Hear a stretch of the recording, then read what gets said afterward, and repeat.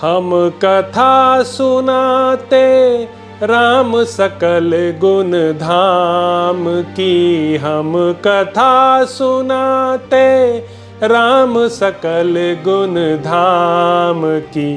ये रामायण है पुण्य कथा श्री राम की। ये रामायण है पुण्य कथा श्री राम की। जम्बूदीपे भरत खंडे आर्यावर्ते भारतवर्षे एक नगरी है विख्यात अयोध्या नाम की। यह जन्म भूमि है परम पूज्य श्री राम की। यह जन्म भूमि है परम पूज्य श्री राम की। यह रामायण है पुण्य कथा श्री राम की। यह रामायण है पुण्य कथा श्री राम की। श्रीमद् वाल्मीकि रामायण। श्री सीतारामचंद्राभ्या नमः। श्रीमद् वाल्मीकि रामायण। उत्तरकांड। इक्ष्वाकुपुत्र राजा दंड का राज्य। अगस्त्य जी का यह अद्भुत वचन सुनकर श्री रघुनाथ जी के मन में उनके प्रति विशेष गौरव उत्पन्न हुआ और उन्होंने विस्मित होकर उनसे पुनः पूछा, भगवन, वह भयंकर वन जिसमें विदर्भ देश के राजा श्वेत घोर तपस्या करते थे, पशु पक्षियों से रहित क्यों हो गया था? वे विदर्भराज उस सूने निर्जन वन में तपस्या करने क्यों गए? यह मैं यथार्थ रूप से सुनना चाहता हूं। श्रीराम के इस कौतूहलयुक्त प्रश्न को सुनकर परम तेजस्वी महर्षि इस प्रकार कहने लगे, श्रीराम, पूर्वकाल के सत्ययुग की बात है। उस समय दंडधारी राजा मनु इस भूतल पर शासन करते थे। उनके एक श्रेष्ठ पुत्र हुआ जिसका नाम इक्ष्वाकु था। वे अपने कुल को आनंदित करने वाले थे।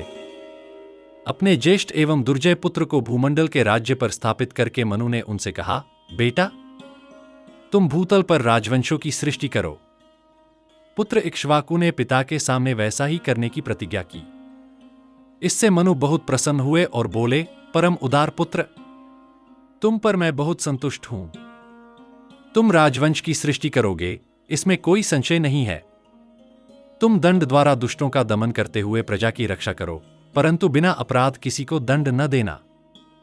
अपराधी मनुष्यों पर जो दंड विधिपूर्वक दिया जाता है, वही दंड राजा को स्वर्गलोक पहुंचा देता है। अतः महाबाहु पुत्र, तुम दंड का समुचित प्रयोग करने का प्रयास करना। ऐसा करने से तुम्हें संसार में परम धर्म की प्राप्ति होगी। इस प्रकार बहुत सा उपदेश देकर मनु समाधि लगाकर हर्षपूर्वक सनातन ब्रह्मलोक चले गए। उनके ब्रह्मलोक जाने पर अमित तेजस्वी राजा इक्ष्वाकु इस चिंता में पड़ गए कि मैं किस प्रकार पुत्रों को उत्पन्न करूं। तब यज्ञ, दान और तपस्या रूप विविध कर्मों द्वारा मनुपुत्र ने 100 पुत्र उत्पन्न किए, जो देवकुमारों के समान तेजस्वी थे।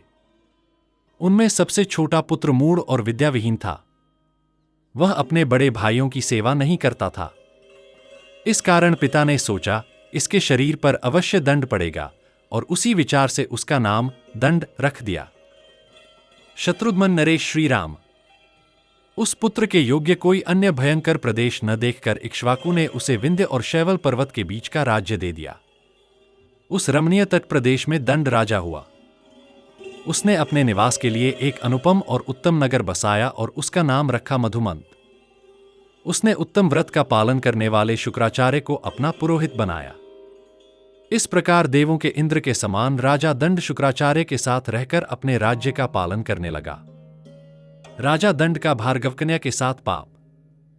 महर्षि कुंभज आगे श्रीराम से कहने लगे, काकुत्स्थ, राजा दंड ने मन और इंद्रियों को वश में रखकर बहुत वर्षों तक वहां अकंटक राज्य किया। तत्पश्चात चैत्र मास में किसी समय वह शुक्राचार्य के रमणीय आश्रम पर आया।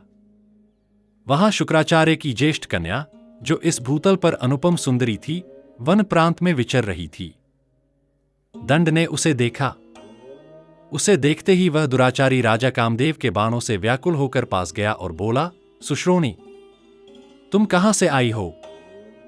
किसकी पुत्री हो? मैं कामदेव से पीड़ित हूं, इसलिए तुम्हारा परिचय पूछता हूं। उस समय भृगुकन्या ने विनयपूर्वक उत्तर दिया, राजेंद्र, मैं पुण्यात्मा शुक्राचार्य की ज्येष्ठ पुत्री हूं। मेरा नाम अर्जा है और मैं इसी आश्रम में निवास करती हूं। राजन, बलपूर्वक मेरा स्पर्श न करो। मैं पिता के अधीन रहने वाली कन्या हूं। मेरे पिता तुम्हारे गुरु हैं और तुम उनके शिष्य। वे महातपस्वी हैं। यदि कुपित हो गए तो तुम्हें घोर विपत्ति में डाल देंगे। यदि तुम मुझे अपनी भार्या बनाना चाहते हो तो धर्मशास्त्र सम्मत मार्ग से चलकर मेरे पिता से मुझे मांग लो, अन्यथा तुम्हें अपने स्वेच्छाचार का बड़ा भयानक फल भोगना पड़ेगा। मेरे पिता अपनी क्रोधाग्नि से समस्त त्रिलोकी को दग्ध कर सकते हैं। अतः हे नरेश, बलात्कार न करो। वे तुम्हारी याचना पर मुझे अवश्य तुम्हारे हाथ में सौंप देंगे। परंतु काम के वशीभूत दंड ने उसकी प्रार्थना नहीं मानी और बोला, सुंदरी, कृपा करो, समय न गवाओ। तुम्हें पाने के लिए मेरे प्राण निकल रहे हैं। तुम्हें प्राप्त कर लेने के बाद यदि मृत्यु हो जाए या मुझे घोर दुख मिले तो भी मुझे कोई चिंता नहीं। मैं तुम्हारा भक्त हूं। व्याकुल सेवक को स्वीकार करो। ऐसा कहकर उस पापी नरेश ने अर्जा को बलपूर्वक बाहों में भर लिया। वह छटपटाती रही, परंतु उसने अपनी इच्छानुसार उसके साथ दुष्कर्म किया।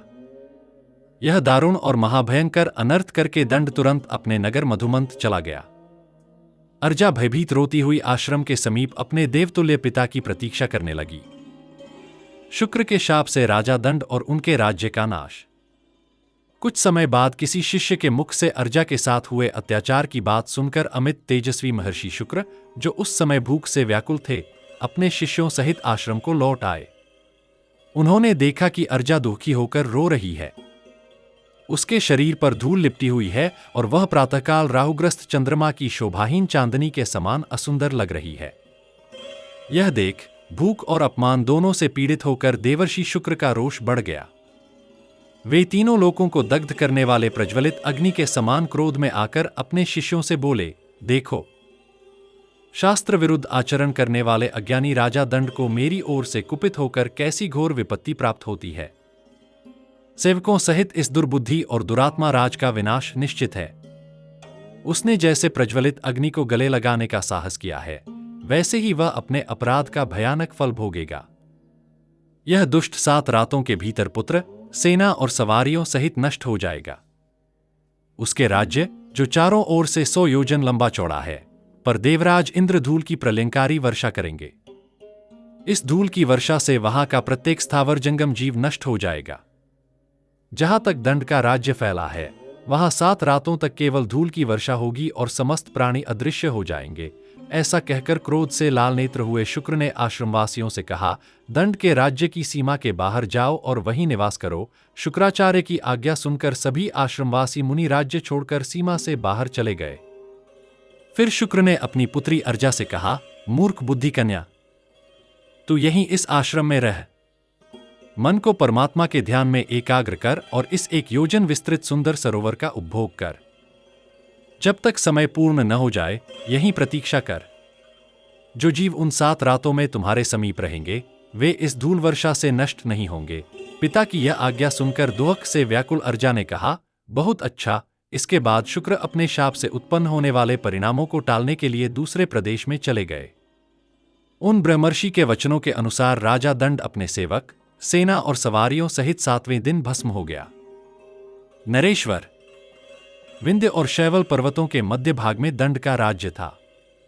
काकुत्स्थ, सत्ययुग में धर्म विरुद्ध आचरण करने पर उस ब्रह्मर्षि ने राजा और उसके राज्य को शाप दे दिया। तभी से वह भूभाग दंडकारण्य कहलाया।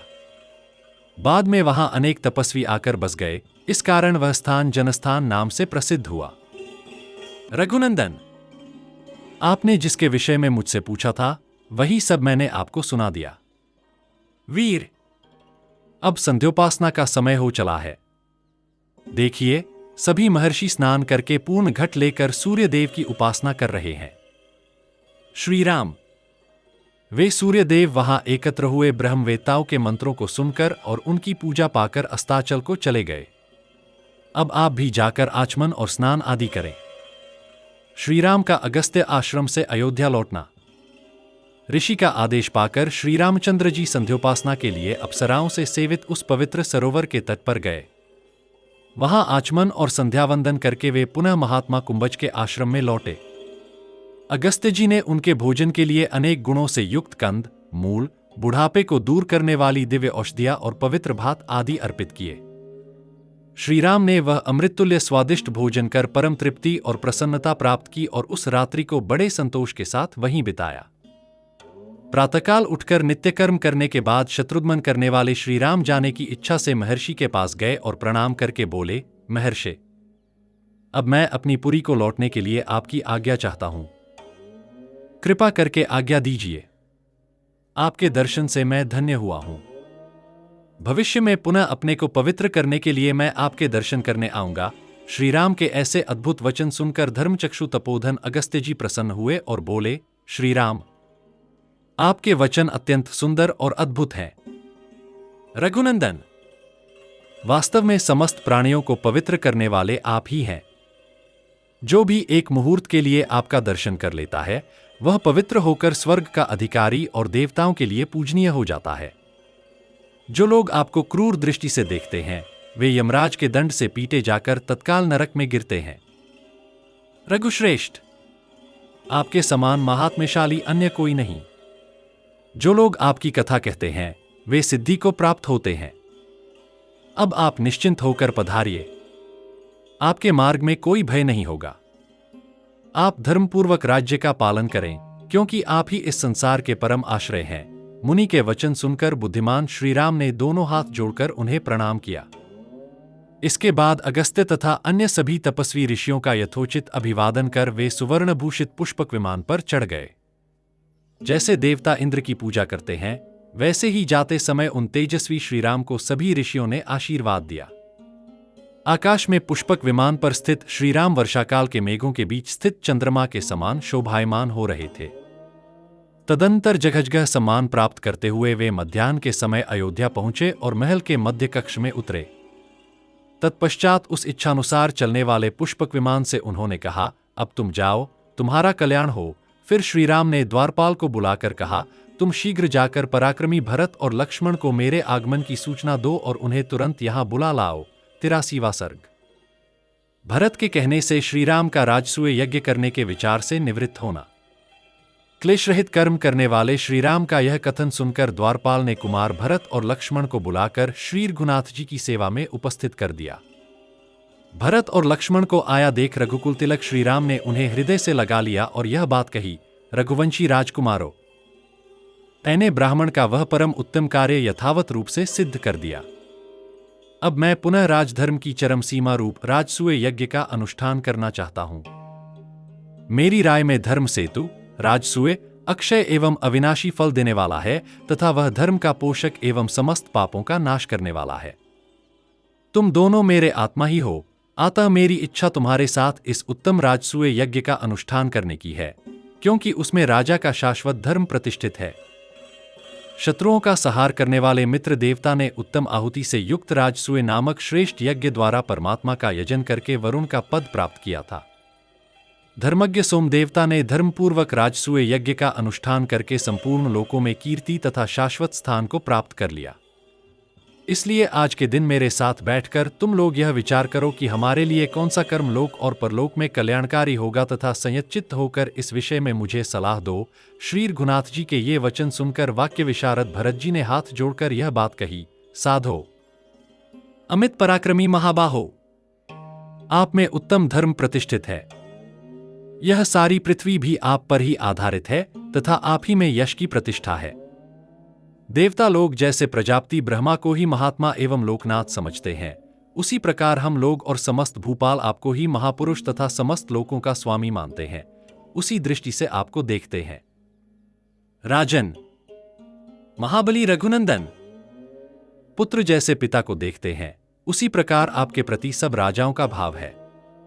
आप ही समस्त पृथ्वी और संपूर्ण प्राणियों के आश्रय हैं।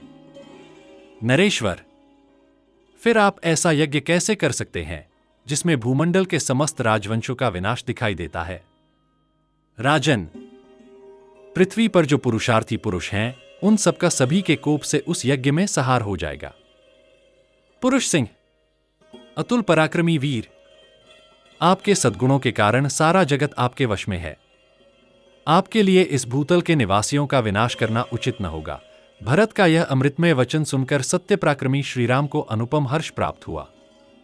उन्होंने कैकेयीनंदन भरत से यह शुभ बात कही, निष्पाप भरत, आज तुम्हारी बात सुनकर मैं बहुत प्रसन्न एवं संतुष्ट हुआ हूं। पुरुष सिंह, तुम्हारे मुख से निकला हुआ यह उदार एवं धर्मसंगत वचन सारी पृथ्वी की रक्षा करने वाला है। धर्मज्ञ, मेरे हृदय में राजसूय यज्ञ का संकल्प उठ रहा था, किंतु आज तुम्हारे इस सुंदर भाषण को सुनकर मैं उस उत्तम यज्ञ की ओर से अपने मन को हटा लेता हूं। लक्ष्मण के बड़े भाई, बुद्धिमान पुरुषों को ऐसा कर्म नहीं करना चाहिए जो संपूर्ण जगत को पीड़ा देने वाला हो। बालकों की कही हुई बात भी यदि अच्छी हो तो उसे ग्रहण करना ही उचित है। अतः महाबली वीर, मैंने तुम्हारे उत्तम एवं युक्तिसंगत वचन को बड़े ध्यान से सुना है। 84वां सर्ग। लक्ष्मण का अश्वमेध यज्ञ का प्रस्ताव करते हुए इंद्र और वृत्रासुर की कथा सुनाना, वृत्रासुर की तपस्या और इंद्र का भगवान विष्णु से उसके वध के लिए अनुरोध। श्रीराम और महात्मा भरत के इस प्रकार बातचीत करने पर लक्ष्मण ने रघुकुलंदन श्रीराम से यह शुभ बात कही, रघुनंदन, अश्वमेध नामक महान यज्ञ समस्त पापों को दूर करने वाला, परमपावन और दुष्कर है। अतः इसका अनुष्ठान आप पसंद करें। महात्मा इंद्र के विषय में यह प्राचीन वृत्तांत सुनने में आता है कि इंद्र को जब ब्रह्महत्या लगी थी तब वे अश्वमेध यज्ञ का अनुष्ठान करके ही पवित्र हुए थे। महाबाहो, पहले की बात है जब देवता और असुर परस्पर मिलकर रहते थे। उन दिनों वृत्र नाम से प्रसिद्ध एक बहुत बड़ा असुर रहता था। लोक में उसका बड़ा आदर था। वह 100 योजन चौड़ा और 300 योजन ऊंचा था। वह तीनों लोगों को आत्मीय समझकर प्यार करता था और सबको स्नेह भरी दृष्टि से देखता था। उसे धर्म का यथार्थ ज्ञान था। वह कृतज्ञ और स्थिर प्रज्ञ था तथा पूर्णतः सावधान रहकर धनधान्य से भरी पूरी पृथ्वी का धर्मपूर्वक शासन करता था। उसके शासनकाल में पृथ्वी संपूर्ण कामनाओं को देने वाली थी। यहां फल, फूल और मूल सभी सरस होते थे। महात्मा वृत्रासुर के राज्य में यह भूमि बिना जोते बोए ही अन्न उत्पन्न करती तथा धनधान्य से भली भांति संपन्न रहती थी। इस प्रकार वह असुर समृद्धिशाली एवं अद्भुत राज्य का उपभोग करता था। एक समय वृत्रासुर के मन में यह विचार उत्पन्न हुआ कि मैं परम उत्तम तप करूं, क्योंकि तप ही परम कल्याण का साधन है। दूसरा सारा सुख तो मोह मात्र ही है। उसने अपने ज्येष्ठ पुत्र मधुरेश्वर को राजा बना पुरवासियों को सौंप दिया और संपूर्ण देवताओं को ताप देता हुआ वह कठोर तपस्या करने लगा। वृत्रासुर के तपस्या में लग जाने पर इंद्र बड़े दुखी होकर भगवान विष्णु के पास गए और इस प्रकार बोले, महाबाहो, तपस्या करते हुए वृत्रासुर ने समस्त लोक जीत लिए। वह धर्मात्मा असुर बलवान हो गया है, अतः अब उस पर मैं शासन नहीं कर सकता। सुरेश्वर, यदि वह फिर इसी प्रकार तपस्या करता रहा तो जब तक ये तीनों लोक रहेंगे तब तक हम सब देवताओं को उसके अधीन रहना पड़ेगा। महाबली देवेश्वर, उस परम उदार असुर की आप उपेक्षा कर रहे हैं, इसीलिए वह शक्तिशाली होता जा रहा है। यदि आप कुपित हो जाए तो वह क्षण भर भी जीवित नहीं रह सकता। विष्णु, जब से आपके साथ उसका प्रेम हो गया है तभी से उसने संपूर्ण लोकों का आधिपत्य प्राप्त कर लिया है। अतः आप अच्छी तरह ध्यान देकर संपूर्ण लोकों पर कृपा कीजिए। आपके रक्षा करने से ही सारा जगत शांत एवं निरोग हो सकता है। विष्णु, ये सब देवता आपकी ओर देख रहे हैं। वृत्रासुर का वध एक महान कार्य है। उसे करके आप उन देवताओं का उपकार कीजिए। प्रभो, आपने सदा ही इन महात्मा देवताओं की सहायता की है। यह असुर दूसरों के लिए अजेय है, अतः आप हम निराश्रित देवताओं के आश्रयदाता हों। 85वां सर्ग। भगवान विष्णु के तेज का इंद्र और वज्र आदि में प्रवेश, इंद्र के वज्र से वृत्रासुर का वध तथा ब्रह्महत्याग्रस्त इंद्र का अंधकार में प्रदेश में जाना। लक्ष्मण का यह कथन सुनकर शत्रुओं का संहार करने वाले श्री रामचंद्र जी ने कहा, उत्तम व्रत का पालन करने वाले सुमित्रा कुमार, वृत्रासुर के वध की पूरी कथा कह सुनाओ। श्री रामचंद्र जी के इस प्रकार आदेश देने पर उत्तम व्रत के पालक सुमित्रानंदन लक्ष्मण ने पुनः उस दिव्य कथा को सुनाना आरंभ किया। प्रभो, सहस्रनेत्रधारी इंद्र तथा संपूर्ण देवताओं की वह प्रार्थना सुनकर भगवान विष्णु ने इंद्र आदि सब देवताओं से इस प्रकार कहा, देवताओं, तुम्हारी इस प्रार्थना के पहले से ही मैं महामना वृत्रासुर के स्नेह बंधन में बंधा हुआ हूं। इसलिए तुम्हारा प्रिय करने के उद्देश्य से मैं उस महान असुर का वध नहीं करूंगा, परंतु तुम सबके उत्तम सुख की व्यवस्था करना मेरा आवश्यक कर्तव्य है। इसलिए मैं ऐसा उपाय बताऊंगा जिससे देवराज इंद्र उसका वध कर सकेंगे। सुरश्रेष्ठगण, मैं अपने स्वरूपभूत तेज को 3 भागों में विभक्त करूंगा, जिससे इंद्र निस्संदेह वृत्रासुर का वध कर डालेंगे। मेरे तेज का एक अंश इंद्र में प्रवेश करे, दूसरा वज्र में व्याप्त हो जाए और तीसरा भूतल को चला जाए। तब इंद्र वृत्रासुर का वध कर सकेंगे। देवेश्वर भगवान विष्णु के ऐसा कहने पर देवता बोले, दैत्य विनाशन, आप जो कहते हैं ठीक ऐसी ही बात है, इसमें संदेह नहीं। आपका कल्याण हो। हम लोग वृत्रासुर के वध की इच्छा मन में लिए यहां से लौट जाएंगे। परम उदार प्रभो, आप अपने तेज के द्वारा देवराज इंद्र को अनुग्रहित करें। तत्पश्चात इंद्र आदि सभी महामनस्वी देवता उस वन में गए जहां महान असुर वृत्र तपस्या करता था। उन्होंने देखा असुर श्रेष्ठ वृत्रासुर अपने तेज से सब ओर व्याप्त हो रहा है और ऐसी तपस्या कर रहा है मानो उसके द्वारा तीनों लोकों को पी जाएगा और आकाश को भी दग्ध कर डालेगा। उस असुर श्रेष्ठ वृत्र को देखते ही देवता लोग घबरा गए और सोचने लगे, हम कैसे इसका वध करेंगे और किस उपाय से हमारी पराजय नहीं होने पाएगी। वे लोग वहां इस प्रकार सोच ही रहे थे कि सहस्रनेत्रधारी इंद्र ने दोनों हाथों से वज्र उठाकर उसे वृत्रासुर के मस्तक पर दे मारा। इंद्र का वह वज्र प्रलयकाल की अग्नि के समान भयंकर और दीप्तिमान था। उससे बड़ी भारी लपटें उठ रही थीं। उसकी चोट से कटकर जब वृत्रासुर का मस्तक गिरा, तब सारा संसार भयभीत हो उठा। निरपराध वृत्रासुर का वध करना उचित नहीं था, अतः उसके कारण महायशस्वी देवराज इंद्र बहुत चिंतित हुए और तुरंत ही सब लोकों के अंत में लोकालोक पर्वत से परवर्ती अंधकार में प्रदेश में चले गए। जाने के समय ब्रह्महत्या तत्काल उनके पीछे लग गई और उनके अड्डों पर टूट पड़ी। इससे इंद्र के मन में बड़ा दुख हुआ। देवताओं का शत्रु मारा गया। इसलिए अग्नि आदि सब देवता त्रिभुवन के स्वामी भगवान विष्णु की बार बार स्तुति पूजा करने लगे, परंतु उनके इंद्र अदृश्य हो गए थे। इसके कारण उन्हें बड़ा दुख हो रहा था। देवता बोले, परमेश्वर, आप ही जगत के आश्रय और आदि पिता हैं। आपने संपूर्ण प्राणियों की रक्षा के लिए विष्णु रूप धारण किया है। आपने ही इस वृत्रासुर का वध किया है, परंतु ब्रह्महत्या इंद्र को कष्ट दे रही है। अतः सुरश्रेष्ठ, आप उनके उद्धार का कोई उपाय बताइए। देवताओं की यह बात सुनकर भगवान विष्णु बोले, इंद्र मेरा ही यजन करें। मैं उन वज्रधारी देवराज इंद्र को पवित्र कर दूंगा। पवित्र अश्वमेध यज्ञ के द्वारा मुझ यज्ञ पुरुष की आराधना करके पाक्षासन इंद्र पुनः देवेंद्रब्द को प्राप्त कर लेंगे और फिर उन्हें किसी से भय नहीं रहेगा। देवताओं के समक्ष अमृतमयी वाणी द्वारा उक्त संदेश देकर देवेश्वर भगवान विष्णु अपनी स्तुति सुनते हुए परमधाम को चले गए। 86वां सर्ग। इंद्र के बिना जगत में अशांति तथा अश्वमेध के अनुष्ठान से इंद्र का ब्रह्महत्या से मुक्त होना। उस समय वृत्रासुर के वध की पूरी कथा सुनाकर नरश्रेष्ठ लक्ष्मण ने शेष कथा को इस प्रकार कहना आरंभ किया। देवताओं को भय देने वाले महापराक्रमी वृत्रासुर के मारे जाने पर ब्रह्महत्या से घिरे हुए वृत्रनाशक इंद्र को बहुत देर तक होश नहीं हुआ। लोकों की अंतिम सीमा का आश्रय ले वे सर्प के समान लौटते हुए कुछ काल तक वहां अचेत और संज्ञाशून्य होकर पड़े रहे। इंद्र के अदृश्य हो जाने से सारा संसार व्याकुल हो उठा। धरती उजाड़ सी हो गई, इसकी आर्द्रता नष्ट हो गई और वन सूख गए। समस्त सरों और सरिताओं में जल स्रोत का अभाव हो गया और वर्षा न होने से सब जीवों में बड़ी घबराहट फैल गई।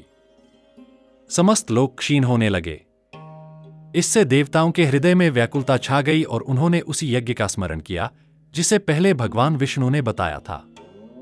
तदंतर बृहस्पति जी को साथ ले ऋषियों सहित सब देवता उस स्थान पर गए जहां इंद्र भय से मोहित होकर छिपे हुए थे। वे इंद्र को ब्रह्महत्या से आविष्टित देख उन्हीं देवेश्वर को आगे करके अश्वमेध यज्ञ करने लगे। नरेश्वर, फिर तो महामनस्वी महेंद्र का वह महान अश्वमेध यज्ञ आरंभ हो गया। उसका उद्देश्य था ब्रह्महत्या की निवृत्ति करके इंद्र को पवित्र बनाना। तत्पश्चात जब वह यज्ञ समाप्त हुआ, तब ब्रह्महत्या ने महामनस्वी देवताओं के निकट आकर पूछा, मेरे लिए कहाँ स्थान बनाओगे? यह सुनकर संतुष्ट एवं प्रसन्न हुए देवताओं ने उससे कहा, दुर्जय शक्तिवाली ब्रह्महत्ये, तू अपने आप को स्वयं ही 4 भागों में विभक्त कर दे। महामनस्वी देवताओं का यह कथन सुनकर महेंद्र के शरीर में दुःखपूर्वक निवास करने वाली ब्रह्महत्या ने अपना 4 भाग कर दिया और इंद्र के शरीर से अन्यत्र रहने के लिए स्थान मांगा। वह बोली, मैं अपने एक अंश से वर्षा के 4 महीनों तक जल से भरी हुई नदियों में निवास करूंगी। उस समय मैं इच्छानुसार विचरने वाली और दूसरों के दर्प का दलन करने वाली होंगी। दूसरे भाग से मैं सदा सब समय भूमि पर निवास करूंगी, इसमें संदेह नहीं है, यह मैं आप लोगों से सच्ची बात कहती हूं। और मेरा जो यह तीसरा अंश है, इसके साथ मैं युवावस्था से सुशोभित होने वाली गर्वीली स्त्रियों में प्रतिमास 3 रात तक निवास करूंगी और उनके दर्प को नष्ट करती रहूंगी। सुरश्रेष्ठगण, जो झूठ बोलकर किसी को कलंकित नहीं करते, ऐसे ब्राह्मणों का जो लोग वध करते हैं, उन पर मैं अपने चौथे भाग से आक्रमण करूंगी। तब देवताओं ने उससे कहा, अपना अभीष्ट साधन करो। तब देवताओं ने बड़ी प्रसन्नता के साथ सहस्रलोचन इंद्र की वंदना की। इंद्र निश्चिंत, निष्पाप एवं विशुद्ध हो गए। इंद्र के अपने पद पर प्रतिष्ठित होते ही संपूर्ण जगत में शांति छा गई। उस समय इंद्र ने उस अद्भुत शक्तिशाली यज्ञ की भूरी भूरी प्रशंसा की। रघुनंदन, अश्वमेध यज्ञ का ऐसा ही प्रभाव है। अतः महाभाग पृथ्वीनाथ, आप अश्वमेध यज्ञ के द्वारा यजन कीजिए। लक्ष्मण के उस उत्तम और अत्यंत मनोहर वचन को सुनकर महात्मा राजा श्री रामचंद्र जी, जो इंद्र के समान पराक्रमी और बलशाली थे, मन ही मन बड़े प्रसन्न एवं संतुष्ट हुए। 87वां सर्ग। श्रीराम का लक्ष्मण को राजा इल की कथा सुनाना। इल को 1 मास तक स्त्रीत्व और पुरुषत्व की प्राप्ति। लक्ष्मण की कही हुई यह बात सुनकर बातचीत की कला में निपुण महातेजस्वी श्री रघुनाथ जी हंसते हुए बोले, नरश्रेष्ठ लक्ष्मण, वृत्रासुर का सारा प्रसंग और अश्वमेध यज्ञ का जो फल तुमने जैसा बताया है, वह सब उसी रूप में ठीक है। सौम्य, सुना जाता है कि पूर्व काल में प्रजापति कर्दम के पुत्र श्रीमान इल बाहलीक देश के राजा थे। वे बड़े धर्मात्मा नरेश थे। पुरुष सिंह, वे महायशस्वी भूपाल सारी पृथ्वी को वश में करके अपने राज्य की प्रजा का पुत्र की भांति पालन करते थे। सौम्य रघुनंदन, परम उदार देवता, महाधनी दैत्य तथा नाग, राक्षस, गंधर्व और महामनस्वी यक्ष सब भयभीत होकर सदा राजा इल की स्तुति पूजा करते थे। उन महामना नरेश के रुष्ट हो जाने पर तीनों लोकों के प्राणी भय से थर्रा उठते थे। ऐसे प्रभावशाली होने पर भी बाहलीक देश के स्वामी महायशस्वी परम उदार राजा इल धर्म और पराक्रम में दृढ़तापूर्वक स्थित रहते थे और उनकी बुद्धि भी स्थिर थी।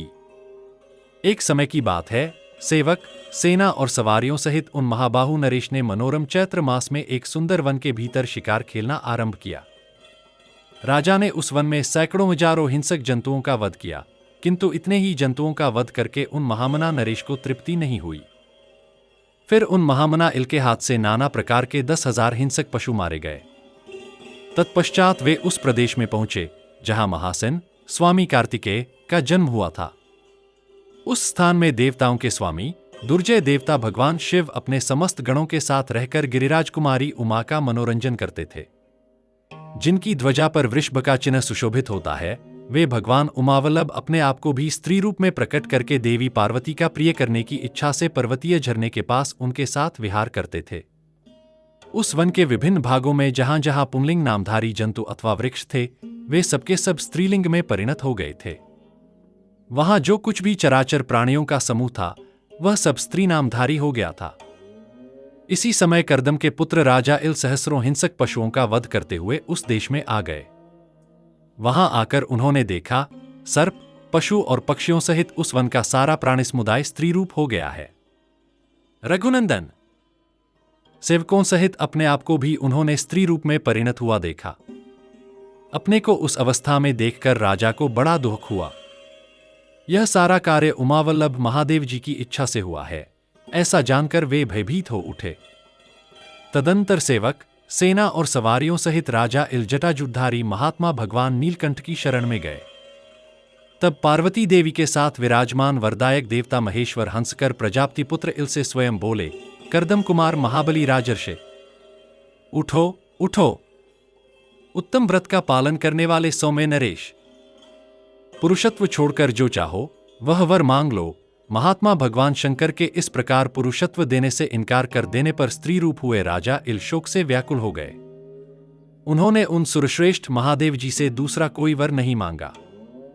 तदंतर महान शोक से पीड़ित होकर राजा ने गिरिराज कुमारी उमादेवी के चरणों में संपूर्ण हृदय से प्रणाम करके यह प्रार्थना की, संपूर्ण वरों की अधीश्वरी देवी, आप मानिनी हैं, समस्त लोगों को वर देने वाली हैं। देवी, आपका दर्शन कभी निष्फल नहीं होता, अतः आप अपनी सौम्य दृष्टि से मुझ पर अनुग्रह कीजिए। राजर्षि इल के हार्दिक अभिप्राय को जानकर रुद्रप्रिया देवी पार्वती ने महादेव जी से यह शुभ बात कही, राजन, तुम पुरुषत्व प्राप्ति रूप जो वर चाहते हो, उसके आधे भाग के दाता तो महादेव जी हैं और आधा वर तुम्हें मैं दे सकती हूं। अर्थात तुम्हें संपूर्ण जीवन के लिए जो स्त्रीत्व मिल गया है, उसे मैं आधे जीवन के लिए पुरुषत्व में परिवर्तित कर सकती हूं। इसलिए तुम मेरा दिया हुआ आधा वर स्वीकार करो। तुम जितने समय तक स्त्री और पुरुष रहना चाहो, उसे मेरे सामने कहो। देवी पार्वती का वह परम उत्तम और अत्यंत अद्भुत वर सुनकर राजा के मन में बड़ा हर्ष हुआ और वे बोले, देवी, यदि आप मुझ पर प्रसन्न हैं तो मैं एक मास तक अनुपम रूपवती स्त्री के रूप में रहकर फिर एक मास तक पुरुष होकर रहूं। राजा के मनोभाव को जानकर सुंदरमुखी पार्वती देवी ने यह शुभ वचन कहा, ऐसा ही होगा। राजन, जब तुम पुरुष रूप में रहोगे उस समय तुम्हें अपने स्त्री जीवन की याद नहीं रहेगी, और जब तुम स्त्री रूप में रहोगे उस समय तुम्हें एक मास तक अपने पुरुष भाव का स्मरण नहीं होगा। 88वां सर्ग। इला और बुधका एक दूसरे को देखना तथा बुधका उन सब स्त्रियों को किमपुरुषी नाम देकर पर्वत पर रहने के लिए आदेश देना। श्रीराम की कही हुई इल के चरित्र से संबंध रखने वाली उस कथा को सुनकर लक्ष्मण और भरत दोनों ही बड़े विस्मित हुए। उन दोनों भाइयों ने हाथ जोड़कर श्रीराम से पूछा, प्रभो, राजा इल स्त्री होकर तो बड़ी दुर्गति में पड़ गए होंगे। उन्होंने वह समय कैसे बिताया, और जब वे पुरुष रूप में रहते थे तब किस वृत्ति का आश्रय लेते थे? लक्ष्मण और भरत का यह कौतूहलपूर्ण वचन सुनकर श्री रामचंद्र जी ने राजा इल के वृत्तांत को, जैसा वह उपलब्ध था, उसी रूप में पुनः सुनाना आरंभ किया। तदंतर उस प्रथम मास में ही इला त्रिभुवन सुंदरी नारी होकर वन में विचरने लगी। जो पहले उसके चरण सेवक थे वे भी स्त्री रूप में परिणत हो गए थे। उन्हीं स्त्रियों से घिरी हुई करदम कुमार राजा इल एक मास तक पुरुष रहकर फिर एक मास त्रिलोक सुंदरी कमलोचना इला वृक्षों, झाड़ियों और लताओं से भरे हुए वन में प्रवेश कर पैदल ही सब ओर घूमने लगी। उस समय सारे वाहनों को सब ओर छोड़कर इला विस्तृत पर्वतमालाओं के मध्य भाग में भ्रमण करने लगी। उस वन प्रांत में पर्वत के पास ही एक सुंदर सरोवर था, जिसमें नाना प्रकार के पक्षी कलरव कर रहे थे। उस सरोवर में सोमपुत्र बुध तपस्या करते थे, जो अपने तेजस्वी शरीर से उदित हुए पूर्ण चंद्रमा के समान प्रकाशित हो रहे थे। इला ने उन्हें देखा। वे जल के भीतर तीव्र तपस्या में संलग्न थे। उन्हें पराभूत करना किसी के लिए भी अत्यंत कठिन था। वे यशस्वी, पूर्णकाम और तरुण अवस्था में स्थित थे। रघुनंदन, उन्हें देखकर इला चकित हो उठी और जो पहले पुरुष थीं, उन स्त्रियों के साथ जल में उतरकर उसने सारे जलाशय को क्षुब्ध कर दिया। इला पर दृष्टि पड़ते ही बुध कामदेव के बाणों का निशाना बन गए। उन्हें अपने तन मन की सुध न रही और वे उस समय जल में विचलित हो उठे। इला त्रिलोकी में सबसे अधिक सुंदरी थी। उसे देखते हुए बुध का मन उसी में आसक्त हो गया और वे सोचने लगे, यह कौन सी स्त्री है जो देवांगनाओं से भी बढ़कर रूपवती है? न देव वनिताओं में, न नागवधुओं में, न असुरों की स्त्रियों में और न अप्सराओं में ही मैंने पहले कभी कोई ऐसे मनोहर रूप से सुशोभित होने वाली स्त्री देखी है। यदि यह किसी दूसरे को ब्याही न गई हो तो सर्वथा मेरी पत्नी बनने योग्य है। ऐसा विचार कर वे जल से निकलकर किनारे आए। फिर आश्रम में पहुंचकर उन धर्मात्मा ने पूर्वोक्त सभी सुंदरियों को आवाज देकर बुलाया और उन सब ने आकर उन्हें प्रणाम किया। तब धर्मात्मा बुध ने उन सब स्त्रियों से पूछा, यह लोक सुंदरी नारी किसकी पत्नी है और किस लिए यहां आई है? ये सब बातें तुम शीघ्र मुझे बताओ। बुध के मुख से निकला हुआ वह शुभ वचन मधुर पदावली से युक्त तथा मीठा था।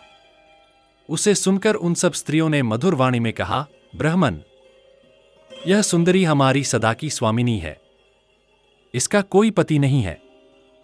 यह हम लोगों के साथ अपनी इच्छा के अनुसार वन प्रांत में विचरती रहती है। उन स्त्रियों का वचन सब प्रकार से सुस्पष्ट था। उसे सुनकर ब्राह्मण बुध ने पुण्यमयी आवर्तनी विद्या का आवर्तन स्मरण किया। उस राजा के विषय की सारी बातें यथार्थ रूप से जानकर मुनिवर बुद्ध ने उन सभी स्त्रियों से कहा, तुम सब लोग किंपुरुषी किन्नरी होकर पर्वत के किनारे रहोगी। इस पर्वत पर शीघ्र ही अपने लिए निवास स्थान बना लो। पत्र और फलमूल से ही तुम सबको सदा जीवन निर्वाह करना होगा। आगे चलकर तुम सभी स्त्रियां किंपुरुष नामक पतियों को प्राप्त कर लोगी। किंपुरुषी नाम से प्रसिद्ध हुई वे स्त्रियां सोमपुत्र बुद्ध की यह आज्ञा सुनकर उस पर्वत पर रहने लगीं। उन स्त्रियों की संख्या बहुत अधिक थी। सकल गुण धाम की हम कथा सुनाते, राम सकल गुण धाम की ये रामायण है, पुण्य कथा श्री राम की ये रामायण है, पुण्य कथा श्री राम की। जम्बूदीपे भरत खंडे आर्यावर्ते, भारत वर्षे एक नगरी है विख्यात अयोध्या नाम की। यह जन्म भूमि है परम पूज्य श्री राम की, यह जन्म भूमि है परम पूज्य श्री राम की। यह रामायण है, पुण्य कथा श्री राम की। यह रामायण है, पुण्य कथा श्री राम की।